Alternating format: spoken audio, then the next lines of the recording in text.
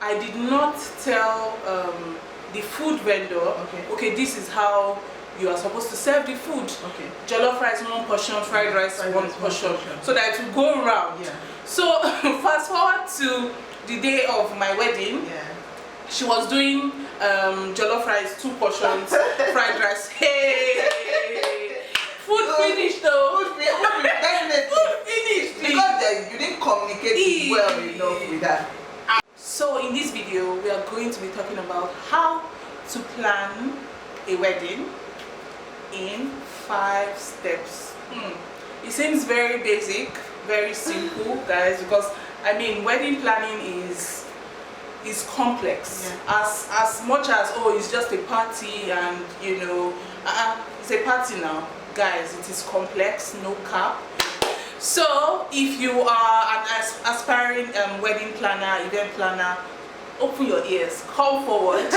If you are a bride to be, if you know somebody that is a bride to be as well, you know, come forward, come and hear from an experienced wedding planner.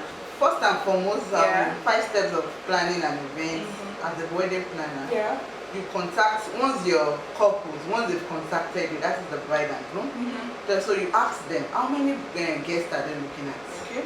Is it 200 guests? Is it 300 guests? Because it's not that they will tell you that, okay, they are expecting 300 guests and you'll be getting 1,000 guests, so that there won't be any interest. Yeah. So you ask them, do they have a budget in mind for the wedding? Okay, do they have the budget? If they say, okay, they don't have a budget, you can actually come up with your own packages, with some of the budgets you've created in your own packages. Yeah. So you ask them again, okay, do they have any theme in mind? Is it wedding theme in mind? Do they want a garden or wedding theme? Do they want this fairy tale wedding theme? Safari, beach wedding vibes.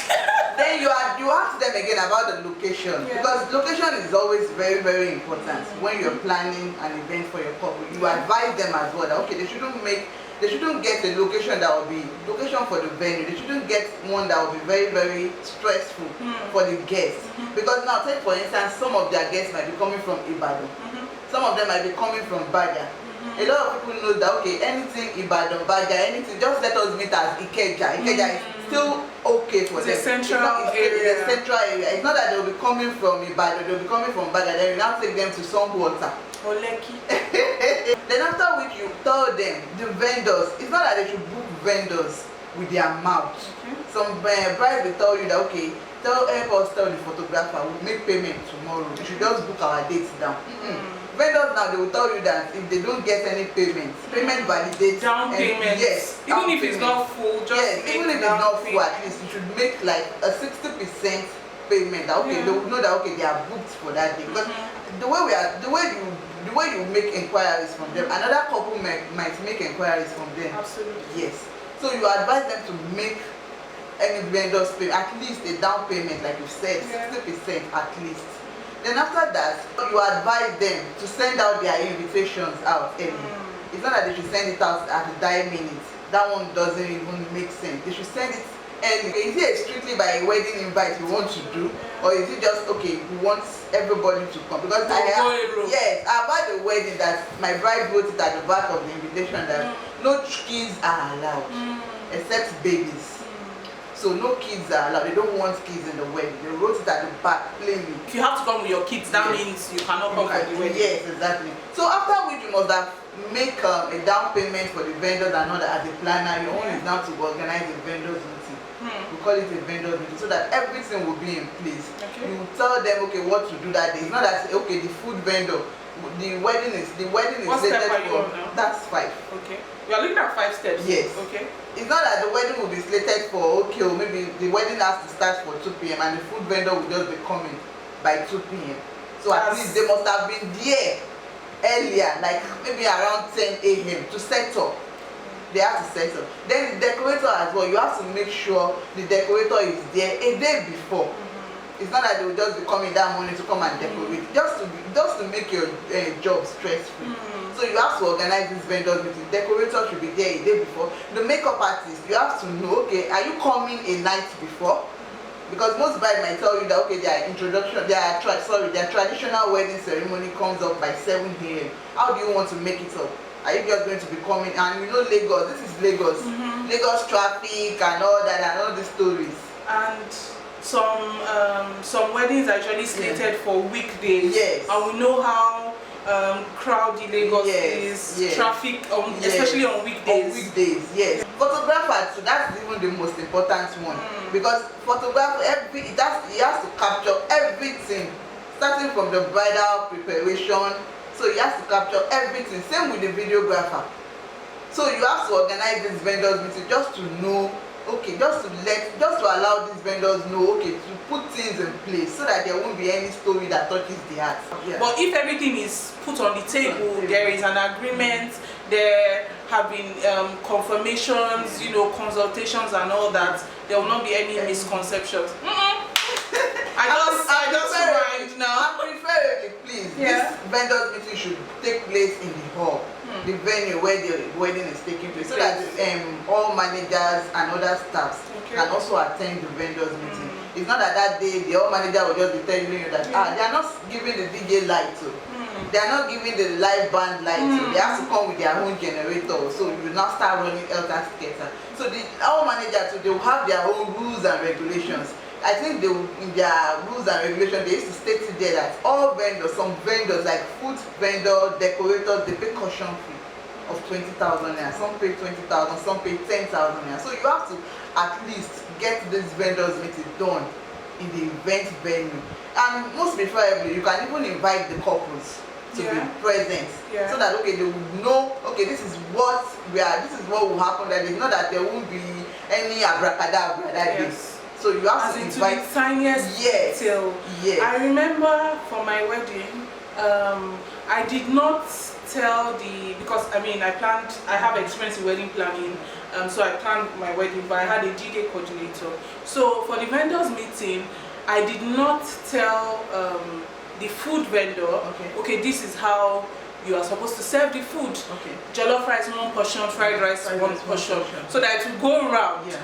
So fast forward to the day of my wedding, she was doing jollof rice, 2 portions, fried rice. Hey, food finished though. Food finished. Because you didn't communicate well enough with that.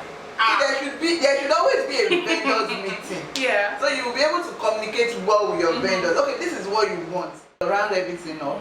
Number 1, you have to meet with your couple to confirm their wedding guests. How many guests are they expecting? Is it 200 or 300 guests? And they should be very certain of their guest list. It's not that they will tell you that okay, they are expecting 300 guests and they will be getting 1,000 guests. That is, in fact, at the end of the day, it's the planner that they will blame, not the couples. So number 2, like I said, you have to ask them of their budgets. Okay, do they have a budget in mind? And if they don't have a budget in mind, you can actually tell them to pick from some of the packages, from some of the wedding budgets you've created as a planner. So number 3, you have to tell them that they should get a wedding venue that won't be stressful for the guests. You know, like I said, some guests might be coming from a far distance, Ibadan or Bega. At least everyone knows Ikeja is like the central, so they have to, like, Ikeja is still okay for that. They should get a venue that wouldn't stress the guests. At least it will be stress free, at least when the guests are coming through the venue. So number 4, like I said, don't book your vendors with your mouth. At least book them with your money. Make a down payment at least 60%. At least down payment. Don't say please let me book April 13.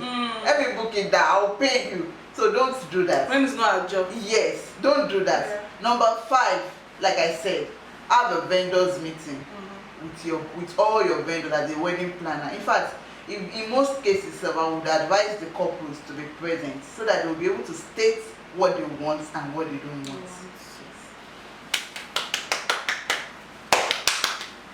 Thank you so much. But I have one question though. Okay. Is the job of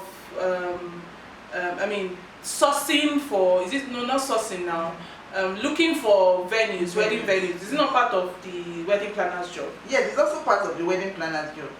It's also part of the wedding planner's job. Okay, that's fine. That is why I said at least you should ask the couple.